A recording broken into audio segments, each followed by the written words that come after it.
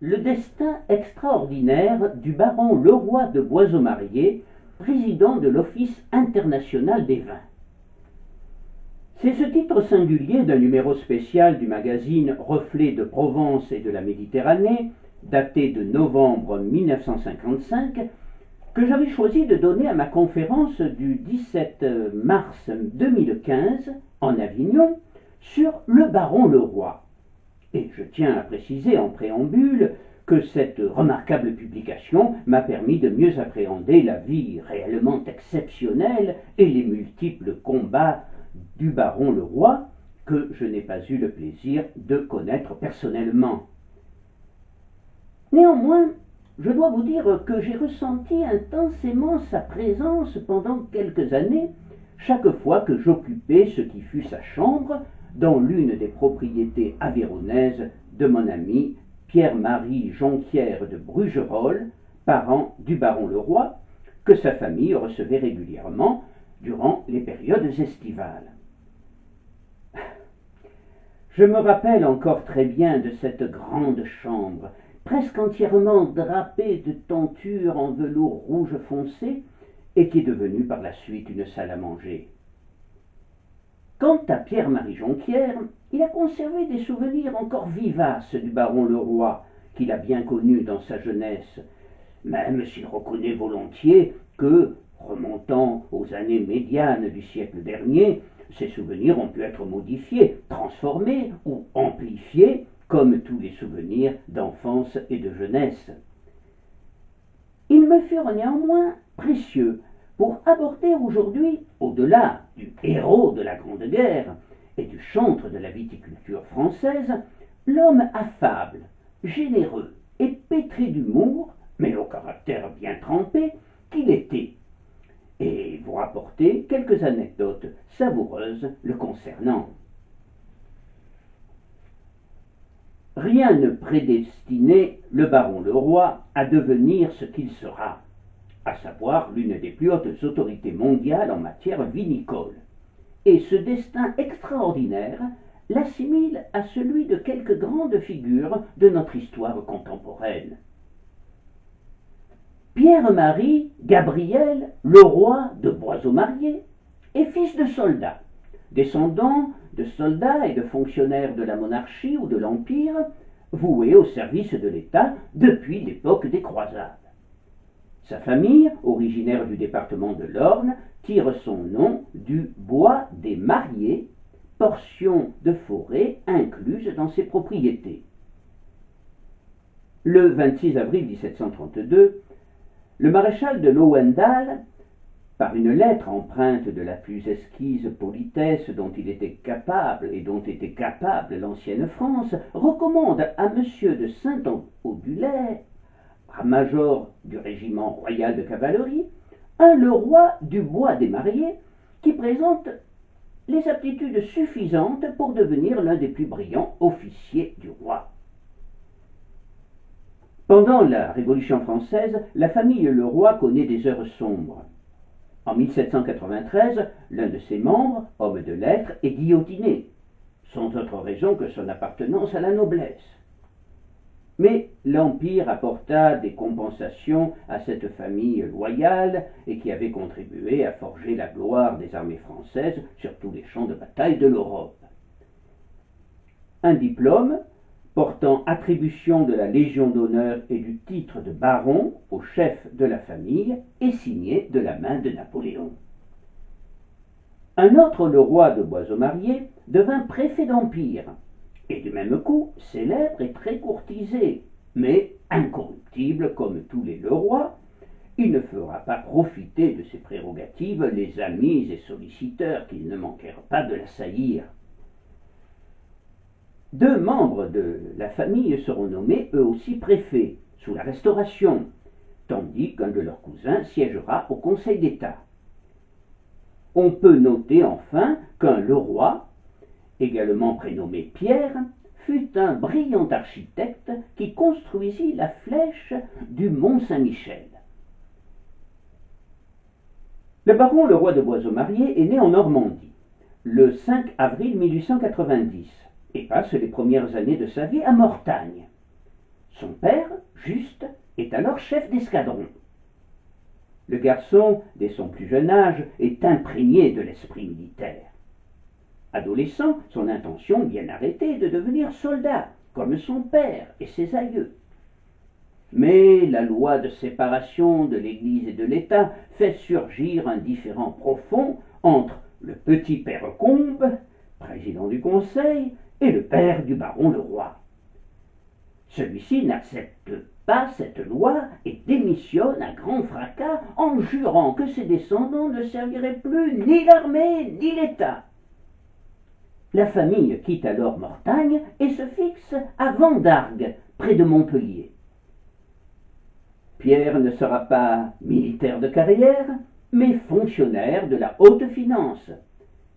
En attendant, après avoir obtenu son baccalauréat ès sciences, il entreprend des études de droit à Montpellier. C'est au cours de celle-ci qu'il rencontre Edmée, la fille d'un propriétaire viticulteur vauclusien, et des liens d'amitié se nouent entre eux. Après avoir obtenu sa licence en droit, poussé par son père, il est sur le point de rentrer à la Banque de France, mais cette perspective ne l'enthousiasme guère, et l'idée de passer sa vie à aligner des chiffres le désespère. « Je déteste écrire et compter, dit-il. Entre-temps, il effectue son service militaire entre 1911 et 1913. Et aussitôt, il songe à nouveau à entreprendre une carrière militaire, mais préfère ne pas en parler à son père. C'est alors qu'éclate le premier grand conflit mondial. Nous sommes le 1er août 1914. Cette guerre devait être fraîche et joyeuse, mais elle sera longue et meurtrière. Dès le lendemain, le 2 août, Pierre Leroy est mobilisé et rejoint son corps, la 16e brigade d'artillerie. Il est simple brigadier. Cependant, la Grande Guerre va faire de lui, et contrairement à ce que désirait son père, un officier. « Mais je ne le suis que de réserve, précise-t-il à son père en dissimulant sa satisfaction. Ainsi, la volonté paternelle est-elle respectée, tout au moins dans l'esprit. La guerre, qui devait être courte, durera 4 années terribles, qui vont donner au jeune Pierre Leroy un champ d'action à sa mesure et l'occasion de démontrer que le sang corse, qui, par sa mère, coule dans ses veines, ne peut mentir. Au reste, on est alors déjà fixé sur le courage du futur président de l'Office international des vins. En 1907, jeune militant vinicole, il avait participé au mouvement de révolte des viticulteurs pour la défense du vin naturel contre le vin de fraude, pour l'abrogation de la loi de janvier 1903 favorisant la falsification et contre l'effondrement des prix. Ces mouvements atteindront leur point culminant lors du gigantesque rassemblement de Montpellier. Ce combat était mené par Marcellin Albert, le chantre de la contestation vigneronne dans le Midi, qui s'opposa à Clémenceau, alors président du Conseil. Celui-ci avait fait appel à l'armée pour rétablir l'ordre, mais finira par accepter de réprimer la fraude dans le domaine viticole en contrepartie de la fin de la rébellion et de faire voter à la Chambre la loi réclamée qui fixa une surface sur les sucres utilisés par la chaptalisation. Au cours de ces manifestations monstres, avec un groupe d'enragés, le baron Leroy tente de mettre le feu aux portes du palais de justice. Un roulement de tambour retentit à l'intérieur. Tout le monde se réfugie dans les rues voisines. Le roi de Boisseau-Marié reste seul. Tranquillement, il verse le contenu du bidon d'essence contre les portes et y met le feu. Deuxième roulement de tambour. Sa mission accomplie, le jeune militant rejoint ses camarades qui l'empoignent et le portent en triomphe. C'est un bel acte de courage, même s'il faut le nuancer. En effet, le roi ignorait que le tambour était la sommation avant de tirer, et il croyait, c'est lui qui parle, que des cinglés s'amusaient à jouer du tambour dans le palais. Courageux certes, mais pas inconscient. Le soir même, il désarçonnait 2 dragons chargeant dans la rue de la Valfère. Dès lors, Pierre le Roi prend place dans la légende d'une révolution manquée. Mais n'en concluez pas pour autant que Pierre le Roi était un violent et un casseur. C'était avant tout un artiste, un musicien et un poète.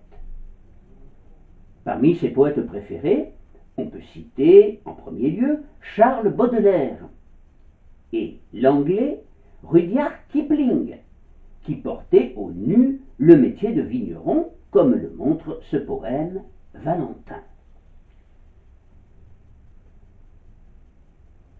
Si tu peux, l'hiver, dans le vent et le froid, tailler, courber la vigne de ses bois, si tu peux au printemps, dépouillé par la gelée, attendre sans récolter une plus belle année, chaque jour attentif à la moindre bestiole, travailler chaque pied et couper l'herbe folle, si à la qualité tu dois tout sacrifier, récolter peu afin qu'il soit meilleur, passer des nuits entières quand il faut vinifier, élever ton vin avec amour, le suivre pas à pas, le goûter chaque jour.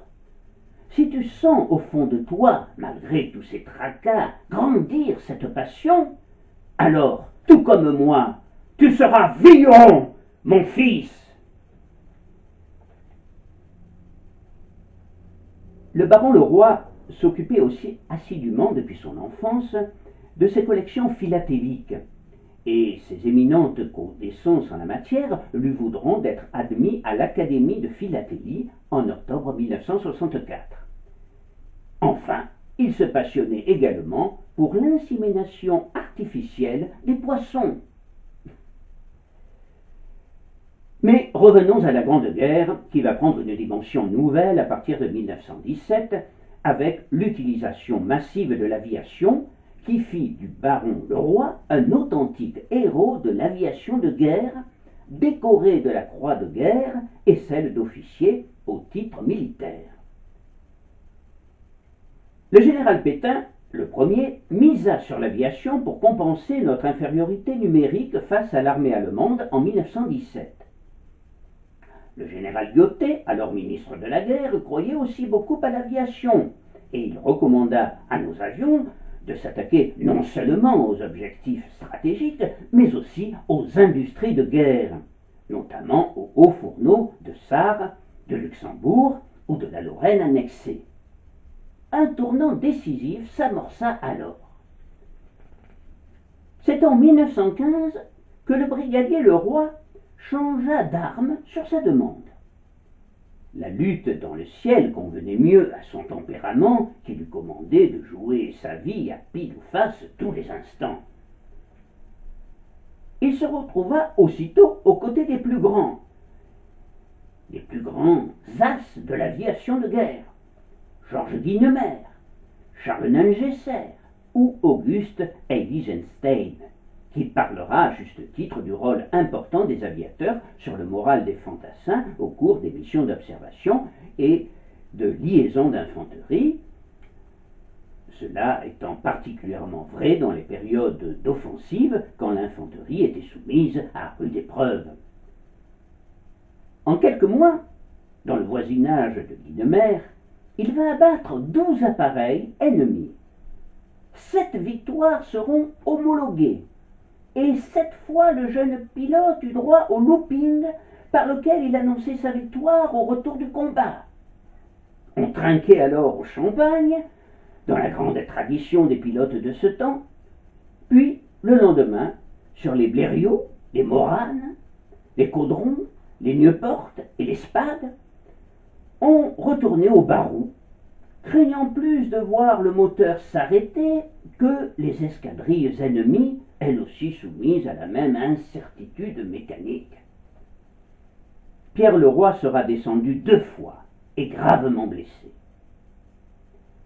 Dans l'une de ses plus belles citations, on fait de lui cet éloge. Pierre Leroy de Boiseau-Marié, modèle de conscience, de bravoure modeste et d'indomptable énergie. Pilote de chasse qui a remporté 7 victoires officielles, attaquant souvent les patrouilles ennemies à une grande distance de leur ligne.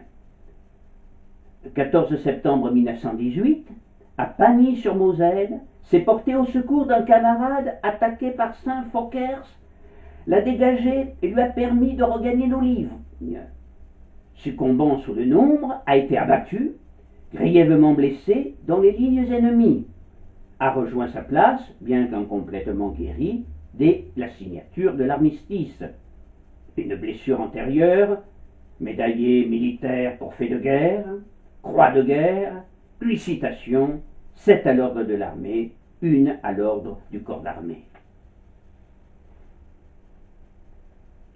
Les anciens de l'aviation de guerre n'aimaient guère parler de leurs exploits et des conditions spartiates vécues lors de leur mission, et les témoignages restent rares.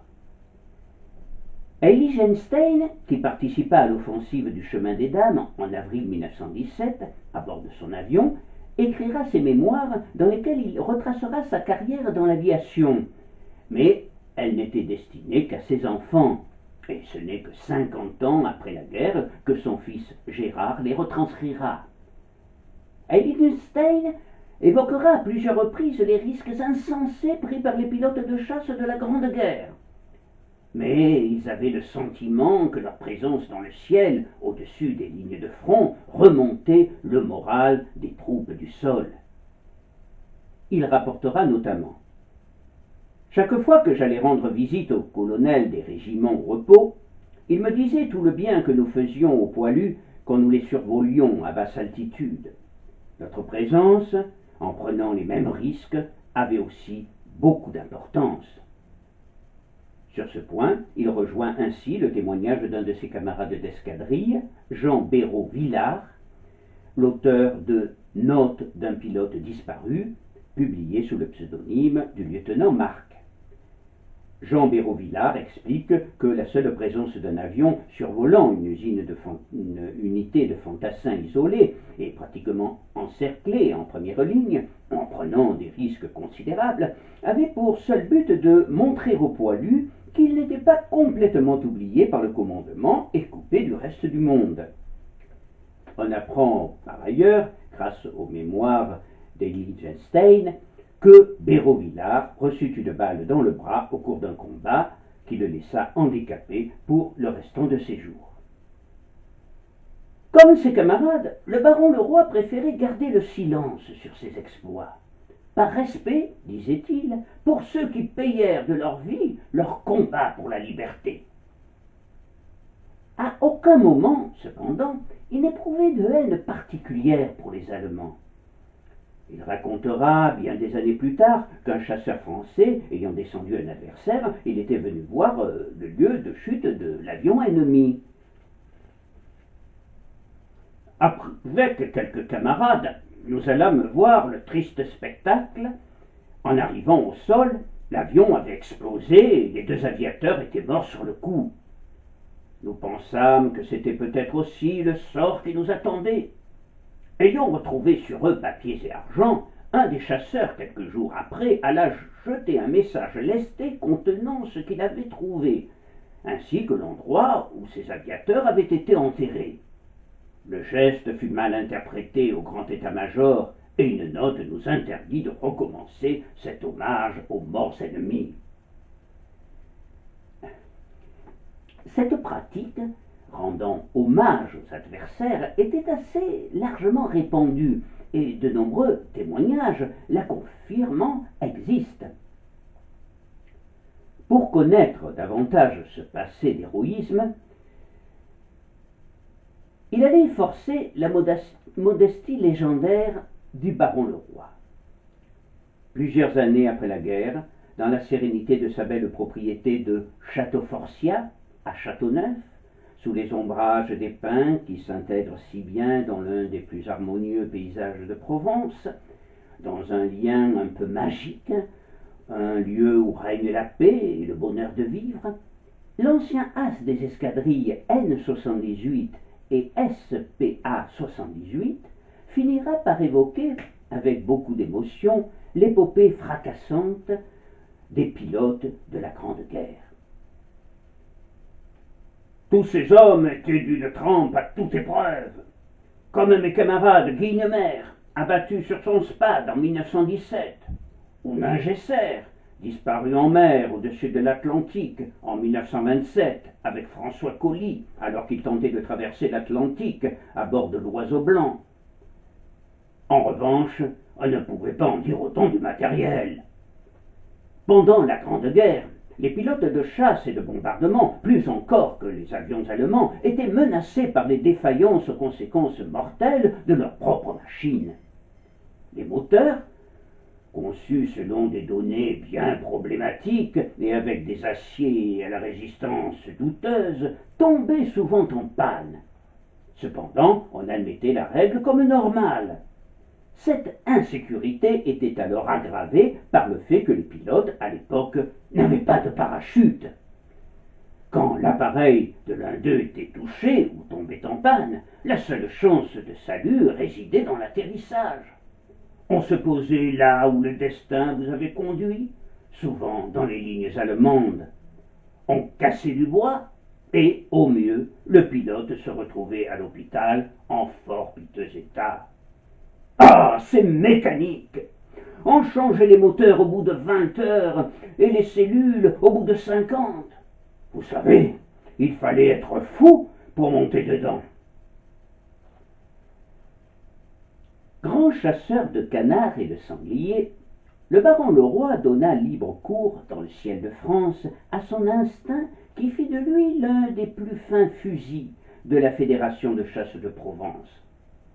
Amoureux du marais, il soignait toujours méticuleusement ses prises d'affût, et, en attendant que chute le jour, il regardait le ciel, trouvant dans le coucher du soleil comme un écho de ce qu'il était ou voulait être. Il l'écrivait alors. Un bruissement indéfinissable, issu de l'eau, de la terre, des joncs, des roseaux, des anganes et des tamaris, succédait au mutisme de la nature.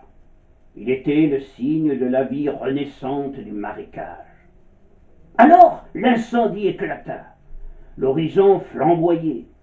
Le disque rutilant du soleil, présage du Mistral pour le lendemain, telle une hostie géante, s'apprêtait à s'enclore dans le calice de l'infini Camarguais. Écarlate, pourpre, porphyre, garance, rouge, orange, se fondaient en symphonie éclatante à la surface de nuages égarés pour rejoindre le métal en fusion du couchant. Les ombres s'allongèrent démesurément, avertissant ceux pour qui la nuit est une sauvegarde que leur sécurité était proche. Un peu de lumière progressait vers le sommet des peupliers. Elle disparut à son tour. Ce fut celui de l'heure mauve. Une brume légère, fruit de quelque mystérieuse condensation, se forma lentement sur les végétaux assoiffés, estompant tout dans un bleuté vaporeux. Le vert sombre des olivâtres tourna au violet foncé. La ligne transparente des tamaris prit une opacité d'indigo. Vénus parut à l'horizon. Quand son visiteur insistait, le baron Leroy acceptait même de raconter dans le détail son plus bel exploit, celui du 14 septembre 1918, qui le fit entrer dans la légende des héros de l'aviation de guerre. Ce jour-là, pour venir au secours de l'un de ses camarades, à Pagny-sur-Moselle, sans tenir compte des disproportions des forces en présence, il fonça sur l'ennemi. Mais une rafale de mitrailleuses vint d'un trait ponctuer son action héroïque. L'avion se mit en vrille. J'étais à 500 ou 600 mètres d'altitude. Je me dis, cette fois, tout est perdu. Je voulais bien mourir, mais je désirais que mon visage fût préservé. Je le plongeai dans mes bras. Au terme de la vrille, l'avion s'écrasa dans un petit bois. Quand les soldats allemands, qui m'avaient vu tomber, arrivèrent, baïonnette au canon, ils trouvèrent mon avion en pièces détachées, et moi-même plus mort que vif, presque atteint de plusieurs fractures. J'étais dans un état désespéré. Soigné dans un hôpital allemand, le baron Leroy avait échappé une fois de plus, par miracle, à la mort. Libéré après l'armistice, il reprit sa place dans l'escadrille, puis fut démobilisé. Après la guerre, Pierre Leroy rejoint Vendargues, puis Châteauneuf-du-Pape, où il retrouve Edmé, sa camarade d'études à Montpellier, qu'il épousera en 1919 et qui lui donnera 2 filles jumelles, Vivette et Viviane, et un fils, Henri. Edmé Bernard le Saint dispose de l'un des plus prestigieux domaines de Châteauneuf-du-Pape, Château Forcia. Et c'est à la suite de ce mariage que va commencer la grande et heureuse action du baron Leroy en faveur de la viticulture française. Héros de la Grande Guerre, respecté et admiré de tous, il ne se laissait pas griser par la gloire, et il pensait sérieusement exercer la profession d'avocat, où il avait toutes les chances d'exceller avec son éloquence, alors que certains de ses amis le poussaient à entreprendre une carrière politique.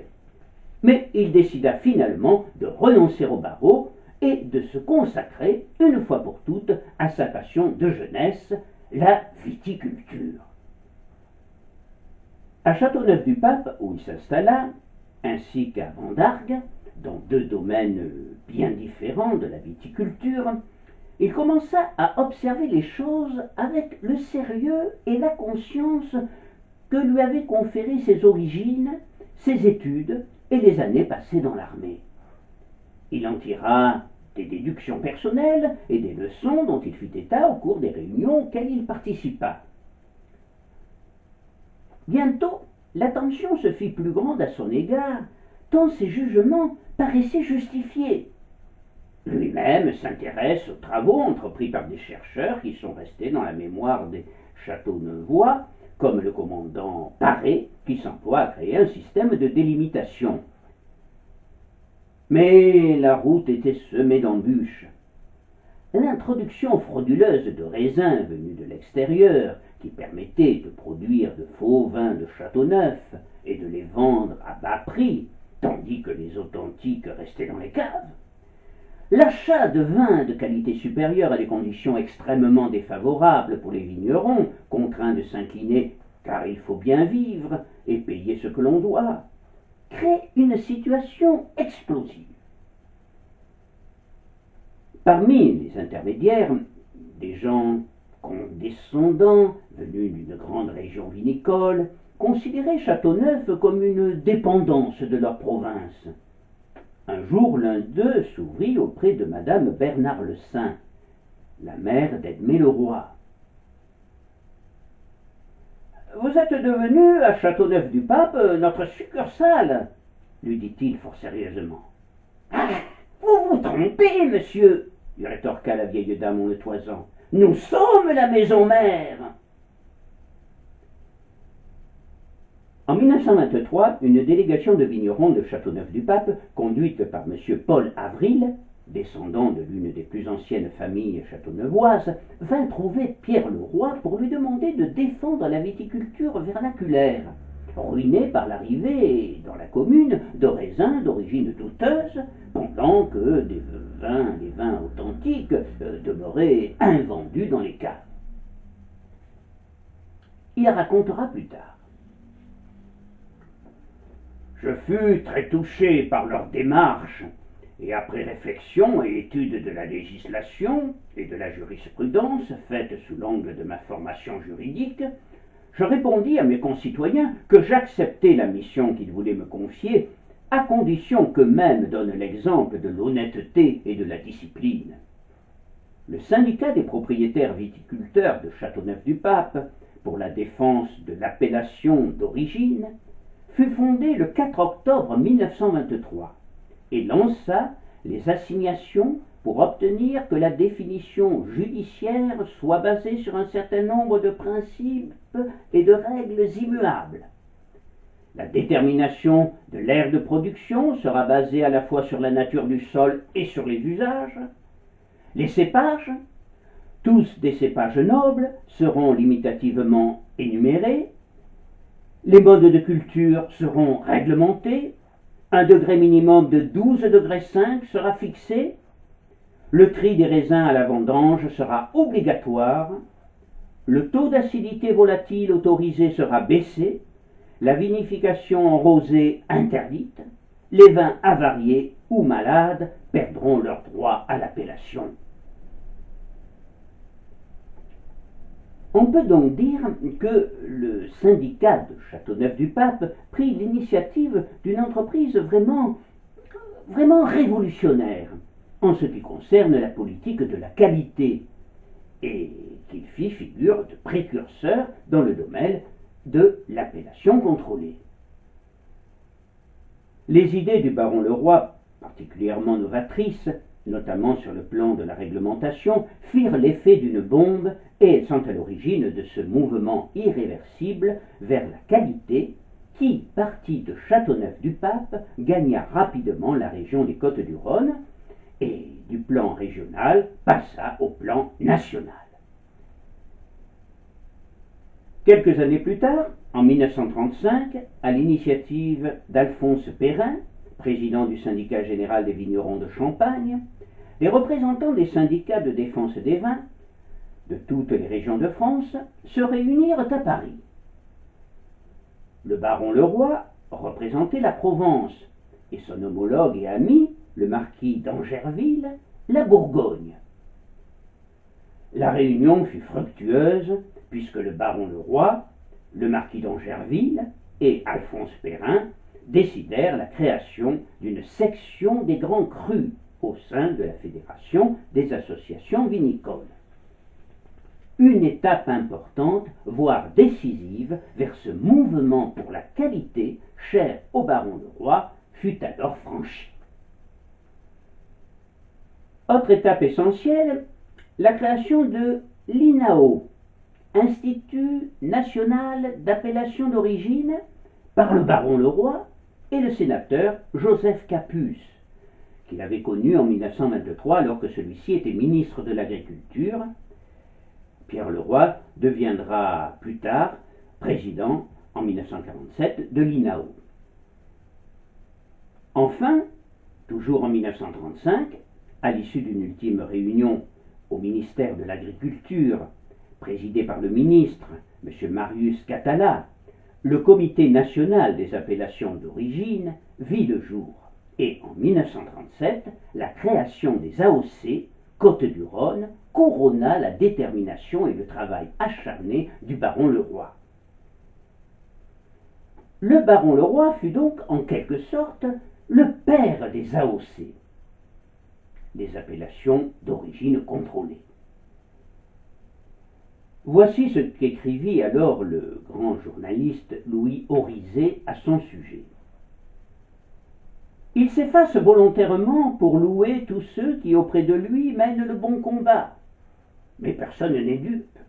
Il est la cheville ouvrière de l'édifice, le magistrat, le stratège, l'entraîneur d'hommes, toujours le premier au créneau.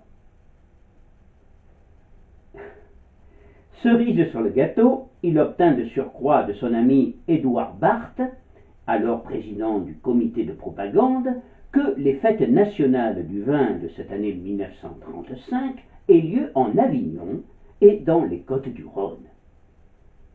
Il invita lui-même le président de la République, Albert Lebrun, qui accepta avec plaisir de participer aux réjouissances.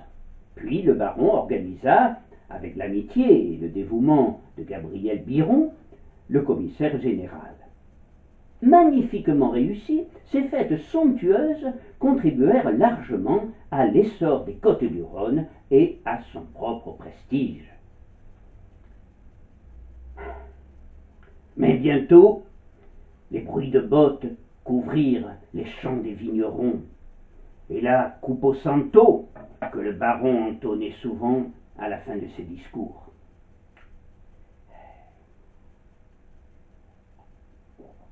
La guerre éclata en 1939. Et le pilote, héros de 14-18, est alors mobilisé comme chef de section automobile de munitions. Il porte les galons de capitaine, mais son âge, il a alors près de 50 ans, lui interdit de servir de nouveau dans l'aviation, comme il le souhaitait.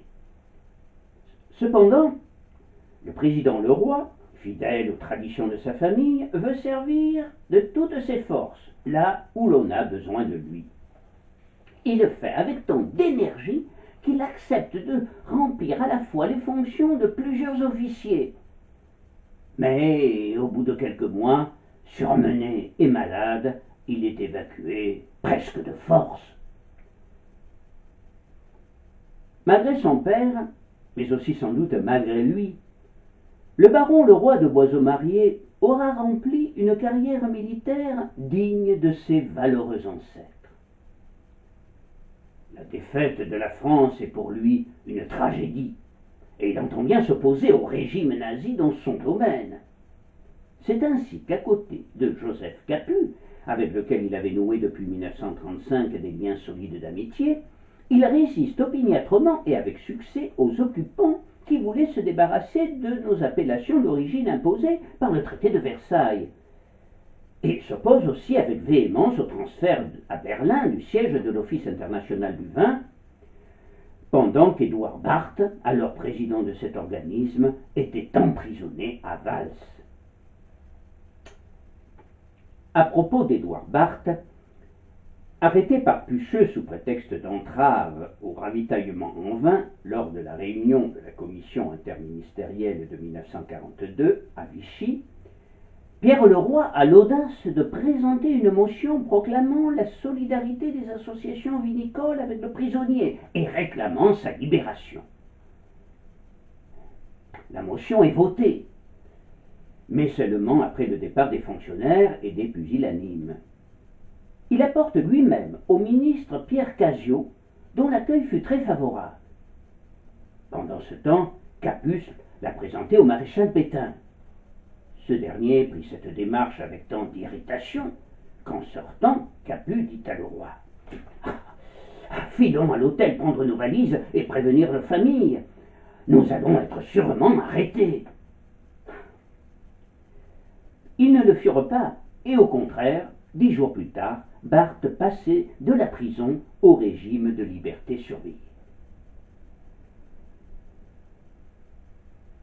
Après la création de l'AOC Côtes-du-Rhône, les autres régions viticoles suivirent, et commença pour le baron Leroy, au lendemain de la guerre, une période de consécration. Révéré par tous les viticulteurs de France qui lui vouent un véritable culte, il sera porté à la tête de toutes les organisations viticoles nationales, puis mondiales, et en 1949, il est élu à l'unanimité des 22 nations adhérentes président de l'Office international des vins. Et il le sera à 17 reprises, alors que cette fonction devait changer de titulaire chaque année. C'est désormais au niveau international qu'il allait lancer sa fameuse formule. Moins de vin, mais meilleur.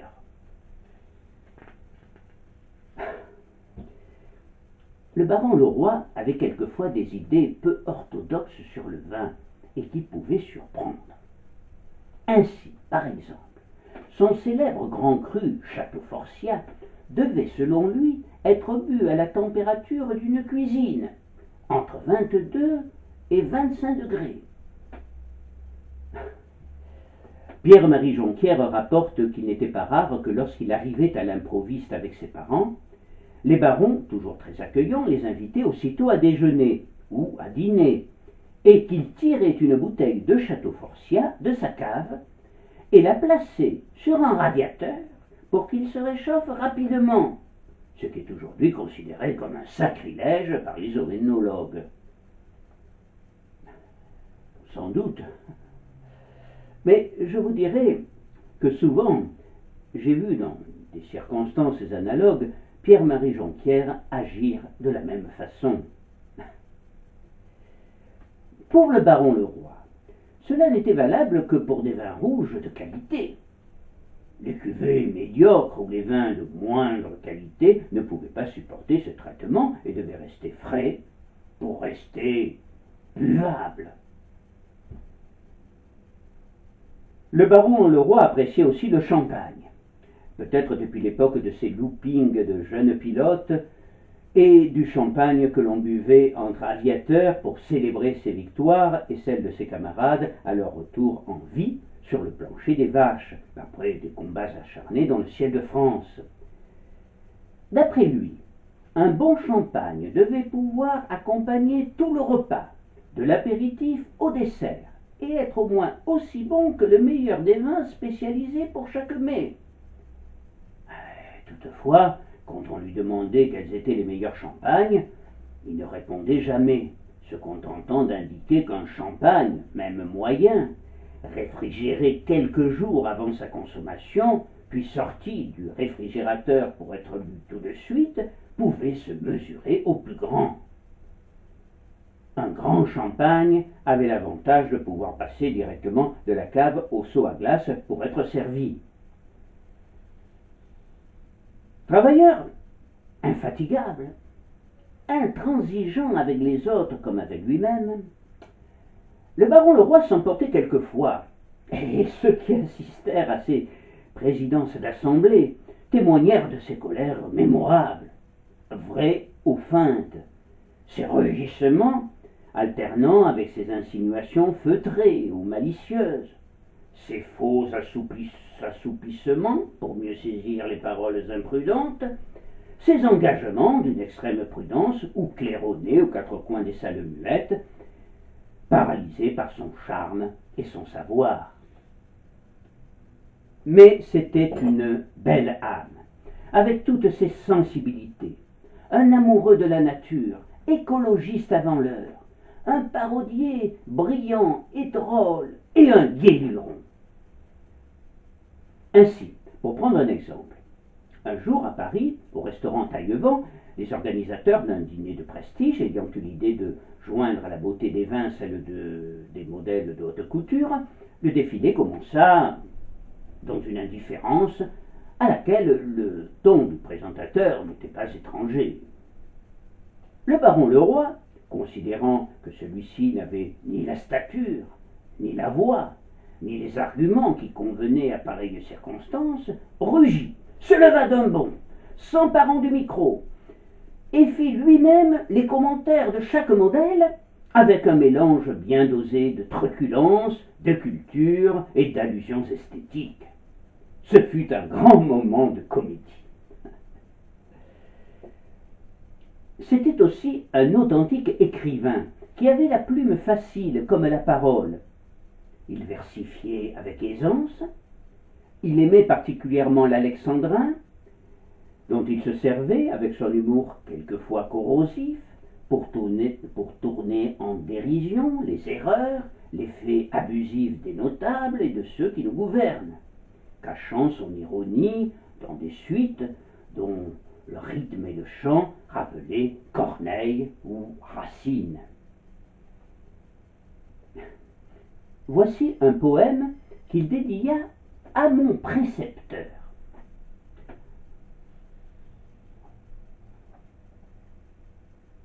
Les ennemis de la vigne. Pour distraire les pensées d'Adam, Dieu, plein d'astuce, le dota d'une femme et inventa la puce. L'affaire réussit. Plus tard, il s'en souvint pour meubler les loisirs du producteur de vin. « Vigneron, lui dit-il, sans champ et sans pâture, ton métier, à vrai dire, est une sinécure. Je crains pour toi l'ennui, advienne que pourra. Je serai généreux. Prends le phylloxéra. » Longtemps déconcerté, et le cadeau était raide. Notre homme, un jour pourtant, découvrit le remède, et connut pour un temps une heureuse quiétude. Mais il avait compté sans la sollicitude qu'on tout lieu en accorde au bonum vinum. Bien vite, et pour lui seul, on trouva l'oïdium. Vigneron, grâce au soufre, conjura le fléau. Que de soucis, grand Dieu, il procure au Très-Haut, à la recherche chaque fois d'un nouvel artifice. Pris de court cette fois, il consulta son fils, et grâce à ses conseils, trouva pour le pêcheur un champignon nouveau, le mildiou rédempteur. Le patricien triomphe, et la vigne, l'ingrate, est une fois encore sauvée par le sulfate. Puis les mots se succèdent, vaincus in extremis. L'arseniate, à son tour, terrasse le démice. Dieu s'affole, improvise et jette dans la lisse un autre papillon du nom de coquillis. C'est en vain. Notre ami conjure sitôt le mal, et de son écuveuse arrête la pyrale. C'en est trop. Le Saint-Père forge le feu du ciel, rassemble ses nuées et fait fondre la grêle. L'homme à son tour se fâche, et fourbissant ses armes, des milliers de fusées, met un comble au vacarme et disperse les nus. Mais Dieu n'est pas cruel, il estime effacer la tâche originelle. Il rend grâce au pécheur qui, pour se repentir, a triomphé de tout sans cesser de sourire. Le viticulteur, saint de la grâce divine, croit goûter à jamais la douceur angevine. Mais il avait compté sans le gouvernement, qui de calamité aggrava son tourment. Impôts, prélèvements, cotisations ou taxes, pour qualifier ses droits, il bafoue la syntaxe. Et des mathématiques, violant toutes les règles, crée le 5e quart d'un arrêté espiègle. En vain le vigneron cherche à porter remède. Il proteste, il gémit, ô grand Saint-Gène, à l'aide. Puis, délirant, croit voir Dieu, d'une voix maligne, lui dire: je l'ai trouvé, l'ennemi de la vigne.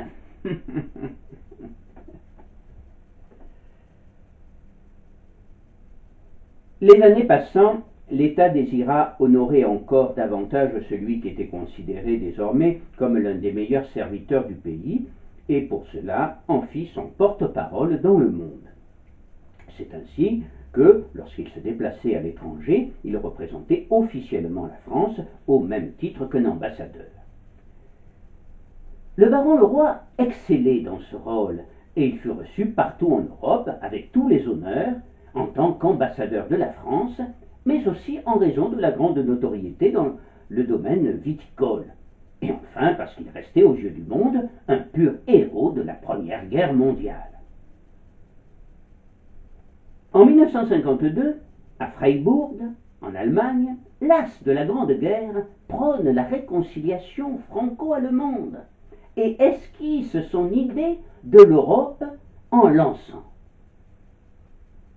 en ce qui concerne l'Europe, ou bien ceux qui la composent sauront s'adapter à une époque où les frontières ne sont plus que des limites fictives, où les économies s'interpénètrent, où les problèmes doivent se traiter à l'échelle continentale, voire mondiale, et alors ils abandonneront des susceptibilités surannées et des privilèges ruineux.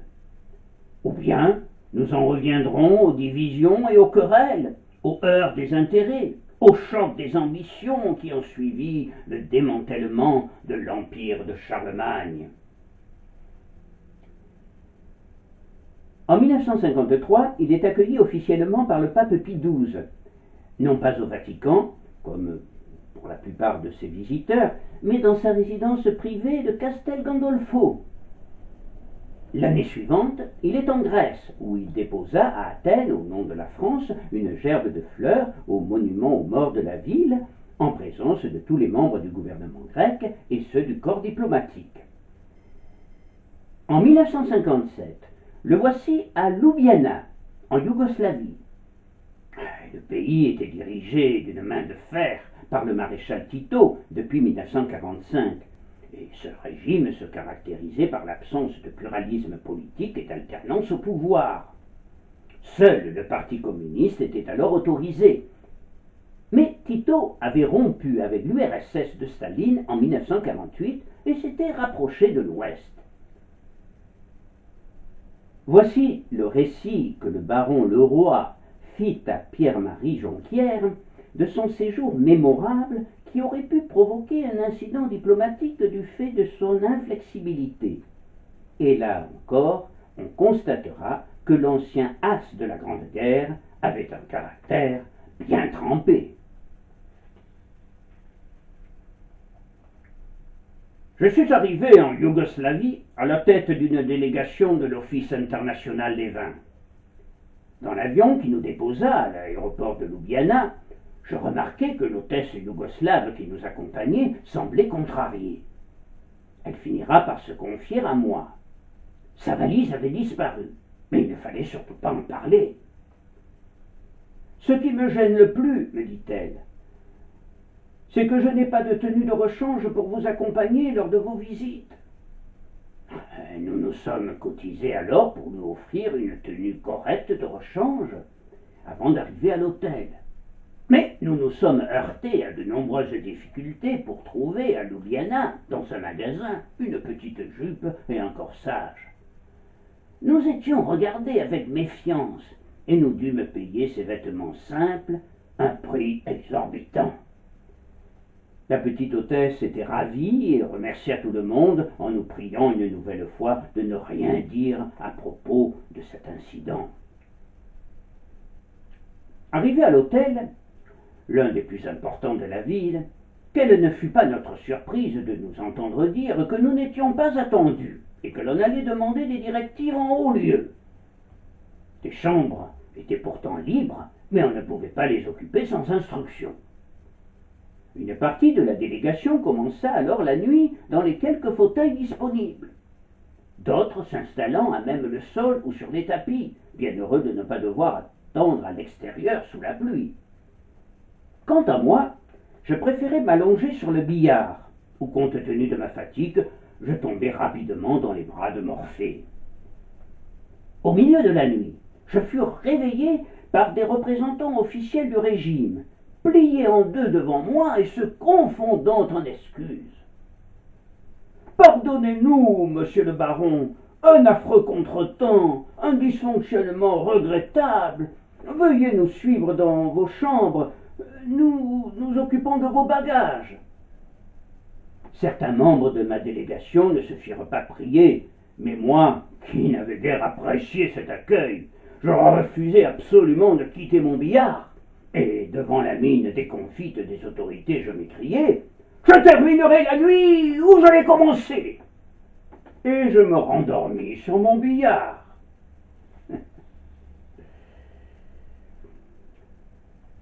Le reste du séjour de l'OIV se déroula sans accroc notable. Mais tous les déplacements à l'extérieur de la ville étaient bien encadrés. On faisait visiter au baron et à sa délégation les fermes les plus riches, vaches grasses, greniers abondamment remplis, et rencontrer des agriculteurs, des éleveurs et des viticulteurs heureux. Soupçonnant que ce qu'on leur montrait n'était pas forcément le reflet exact de la réalité de la Yougoslavie de Tito, le baron demanda au chauffeur de leur car, qui était un parent de l'hôtesse, s'il n'était pas possible de dévier légèrement de la route officielle.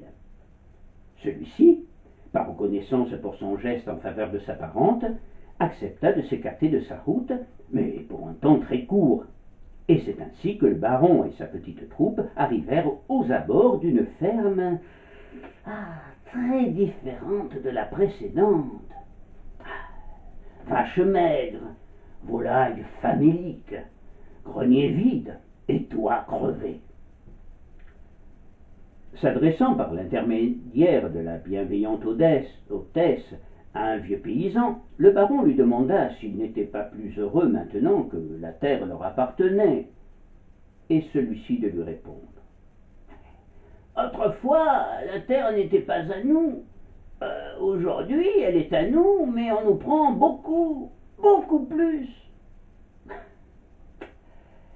Et en effet, à ce moment-là, l'État prenait jusqu'à 55% des récoltes pour les paysans ayant moins de 10 hectares et jusqu'à 85% pour ceux ayant 10 hectares ou plus. Ces mesures entraînaient d'ailleurs une baisse de la productivité agricole et l'État accusait régulièrement les paysans de sabotage. En 1948, 300 000 paysans furent arrêtés par la police politique et le gouvernement entama la collectivisation des terres par l'établissement de coopératives agricoles de type soviétique, les coopératives paysannes du travail, SRZ, dont l'adhésion était officiellement volontaire mais obligatoire dans les faits. Les doutes du baron sur le miracle économique yougoslave n'étaient donc pas un pur produit de son imagination. Le voyage du baron Leroy en Yougoslavie se déroula au moment même où l'Europe communautaire des Six voyait le jour. Le baron s'en réjouissait, et dans un discours officiel, il appela de ses vœux l'arrivée d'autres pays européens dans cette communauté, au risque d'irriter les officiels yougoslaves. Grand voyageur et grand commis de la France, le baron Leroy défendra toujours avec passion les intérêts de son pays, sa culture, son patrimoine, sa langue. C'est grâce à son intervention énergique que le français fut reconnu comme langue officielle de l'Office international du vin. Et toujours, il défendra inlassablement, dans chacun des pays adhérents de l'Office international, la cause vinicole à laquelle il se dévoua corps et âme toute sa vie. Ses réussites, tous ses honneurs, ne lui montèrent jamais à la tête, et il resta avant tout, comme il le disait lui-même, un simple vigneron, toujours prêt à se pencher sur les problèmes des petits viticulteurs et des jeunes qui se lançaient dans la profession. De toutes ces distinctions, celle qui le toucha sans doute au plus profond lui fut rendue le 23 octobre 1955, lorsque, de son vivant, chose extrêmement rare puisqu'on ne connaissait que le précédent de Frédéric Mistral, fut inauguré son buste à Sainte-Cécile-les-Vignes. Avec ce buste en bronze, œuvre du sculpteur viticulteur Courbier, la pittoresque petite ville vauclusienne, devenue la plus importante commune productrice de Côtes-du-Rhône, rendit un hommage vibrant à l'ardent défenseur et protecteur de la viticulture française, en présence de plus de 1500 personnes rassemblées sur la place centrale de la petite ville, et de nombreuses personnalités, comme le préfet, M. Jacques Boissier, préfet du Vaucluse, M. Cavadias, représentant l'ambassadeur de Grèce, le président Édouard Daladier, le taureau du Vaucluse, M. Niel, président du conseil général, M. Damien Verchères, maire de Sainte-Cécile, le marquis d'Angerville, la comtesse et le comte de Béarn, le comte de Rohan-Chabot et les plus grands noms de la viticulture française. Des gardiens, des groupes folkloriques régionaux, des pipeaux, des tambourins participaient à cette fête grandiose. Il apprécia également l'insigne honneur qu'on lui fit un peu plus tard à Laudun, lorsque l'on associa son nom à celui du grand agronome du XVIe siècle, Olivier de Serres.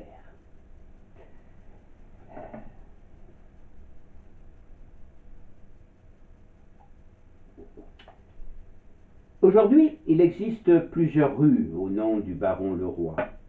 À Pugeot, à Saint-Victor-Lacoste, à Châteauneuf-du-Pape et à Paris, dans le 12e arrondissement, une artère créée lors de la reconstruction de Bercy.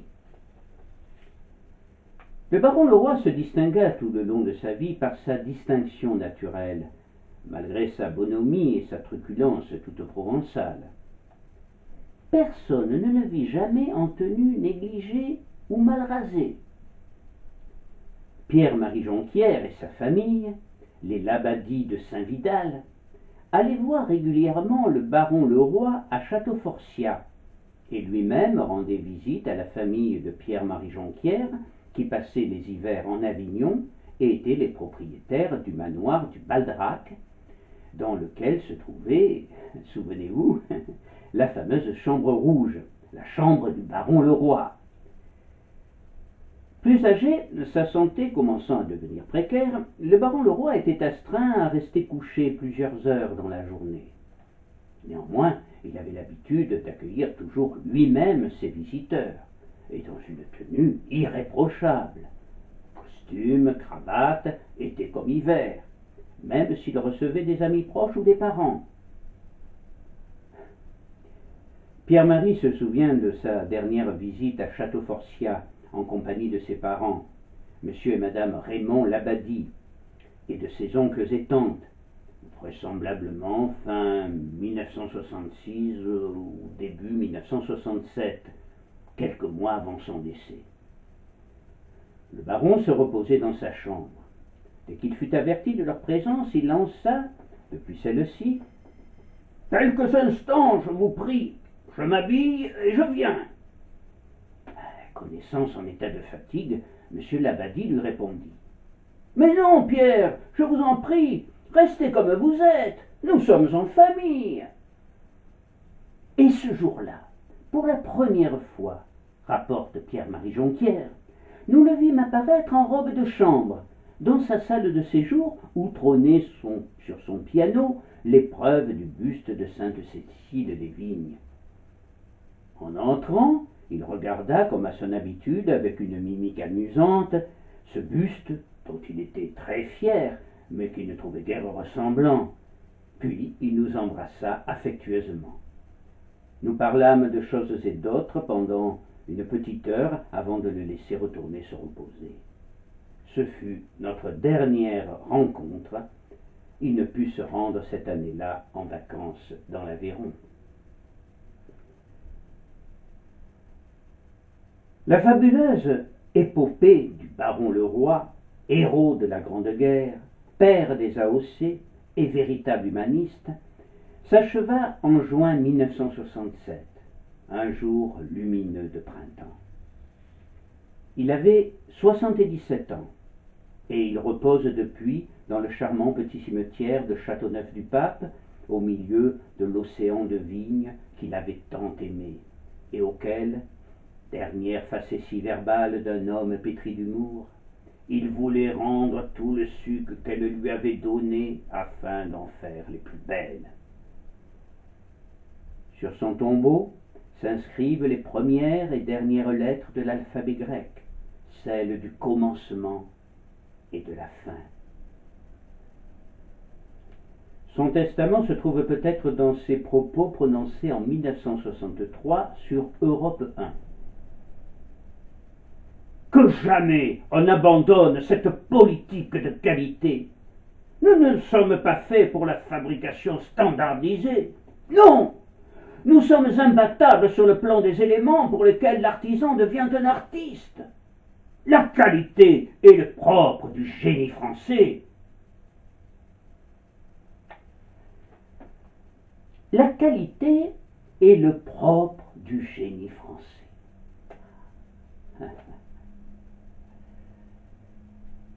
Je vous remercie.